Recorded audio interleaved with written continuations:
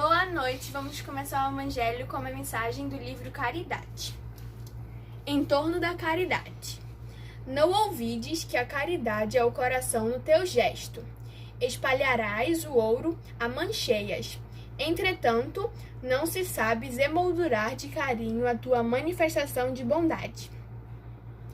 As moedas de tua bolsa serão muitas vezes escárnio e humilhação, sobre a dor dos infortunados. Ensinarás a verdade com segurança, contudo, se a tua palavra não estiver temperada com a brandura da paciência, quase sempre o teu verbo, apesar de nobre e culto, não passará de azorrague no semblante ferido de teus irmãos. Recorda que a providência infinita nos estende o socorro do céu de 1000 modos, em cada instante do dia, e descerrando a tua alma a grande compreensão. Não admitas que a sombra te alvite o culto da gentileza. Muitos dão, mas raros sabem dar. Abraça a fé que te enobrece a existência. O Mestre, ainda mesmo na cruz, foi o amor generoso e triunfante, atravessando o vale escuro da morte, para convertê-la em eterna ressurreição, pelo Espírito Manuel. Agora vamos fazer a prece. Ave Maria, cheia de graça, o Senhor é convosco, bendita sois vós entre as mulheres, bendito é o fruto do vosso ventre, Jesus. Santa Maria, Mãe de Jesus, rogai por nós, pecadores, agora e na hora de nossa passagem para a vida espiritual, que assim seja. Que assim seja. Bom, boa noite a todos. E é com muita alegria, muita satisfação, né, que nós estamos nos reunindo dessa maneira nova, né, que não é presencial.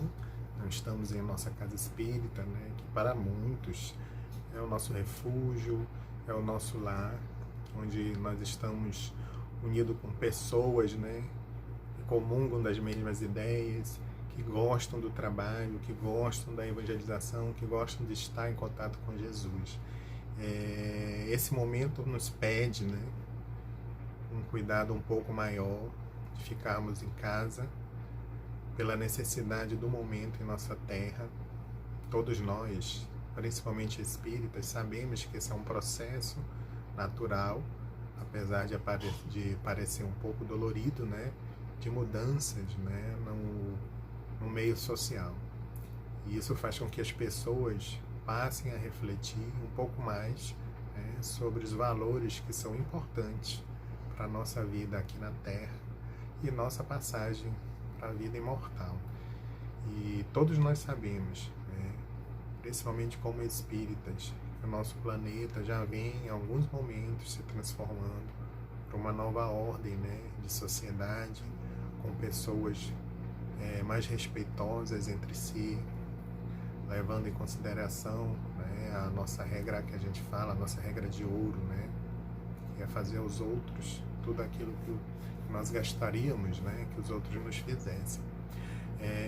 E hoje nós vamos continuar o estudo, né, do capítulo Não se pode servir a Deus e a Mamon. E o item 5 que vai ser estudado hoje vai ser a parábola do rico e o do Lázaro. Nós vamos começar com a leitura, né, do texto evangélico, que é muito importante, para a gente depois, né, após a leitura, fazermos comentários, né, em relação ao estudo. Parábola do rico e Lázaro. Havia um homem rico que se vestia de púrpura e de linho finíssimo, e que todos os dias se regalava esplendidamente. Havia também certo mendigo chamado Lázaro, coberto de chagas, que estava deitado ao seu portão, desejoso de fartar-se com as migalhas que caíam da mesa do rico. Mas ninguém lhes dava, e os cães vinham lamber-lhes as úlceras. Morreu o mendigo e foi levado pelos anjos para o seio de Abraão.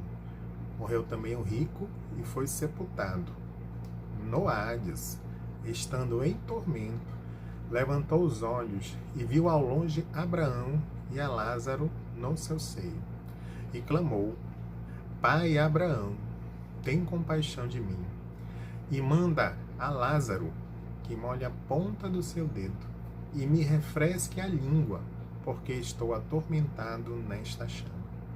Mas Abraão respondeu: Filho, lembra-te de que recebeste os teus bens na tua vida e Lázaro ao mesmo tempo, Lázaro do mesmo modo os males. Agora, porém, ele está consolado e tu em tormentos.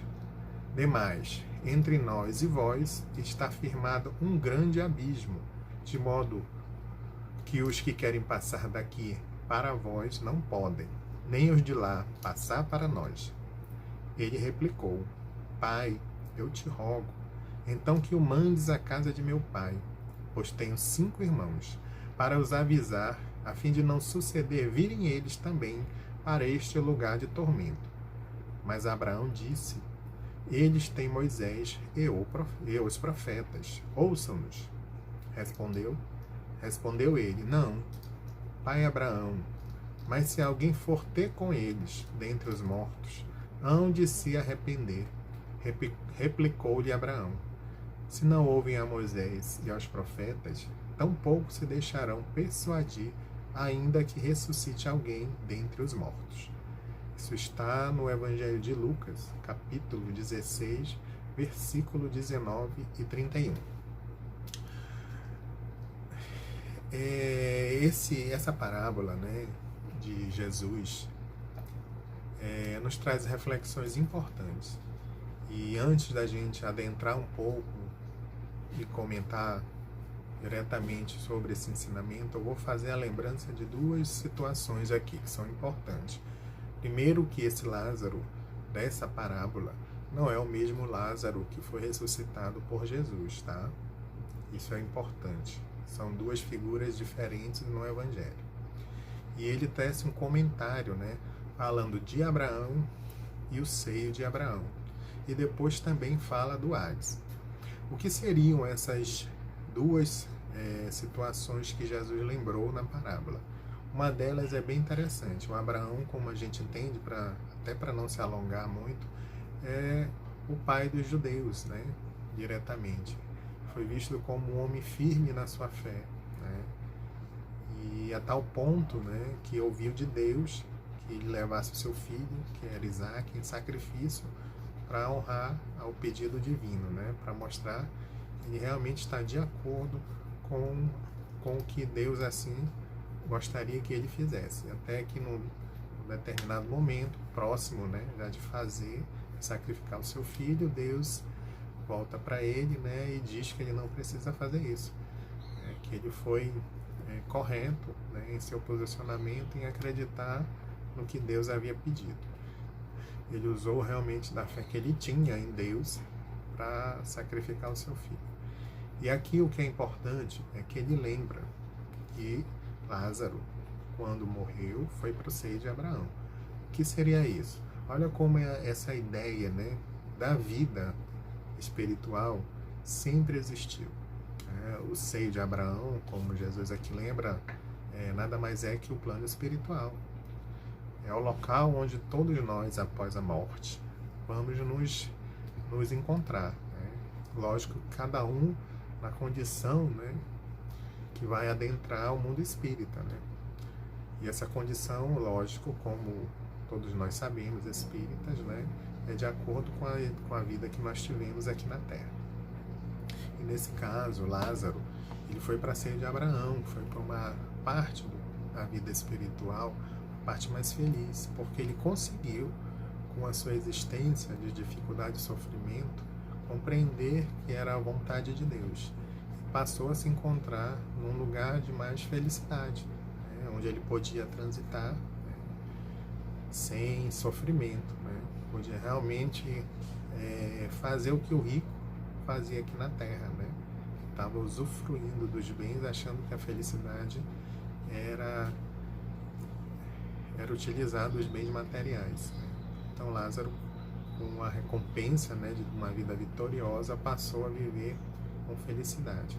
Enquanto o rico, né, passou a se encontrar no Hades. Onde é esse Hades, né? Conforme os antigos assim falavam em algumas culturas, né?